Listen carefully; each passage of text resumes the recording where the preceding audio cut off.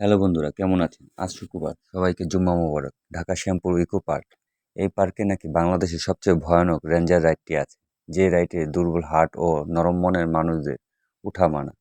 তাহলে চলুন দেখে আসি পার্কের পরিবেশ, পরিচিতি ও সব রাইডগুলো।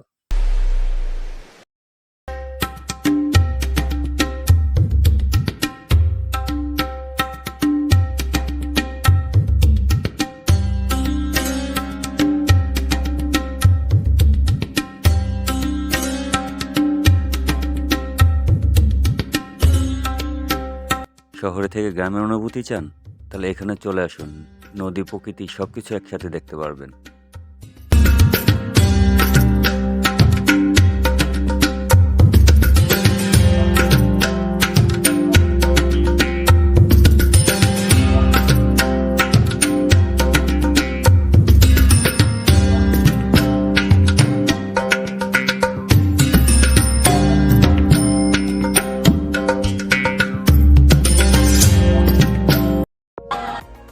এই সেই ভয়ানক রেঞ্জার রাইড। গত বছর ঈদের সময় এই রেঞ্জার রাইড থেকে ছিটকে পড়ে 13 বছর বয়সী রাব্বি নামের একটি শিশু মারা যায় এবং অন্য আরেকটি দুর্ঘটনাতে একজনের হাত বিচ্ছিন্ন হয়ে যায়।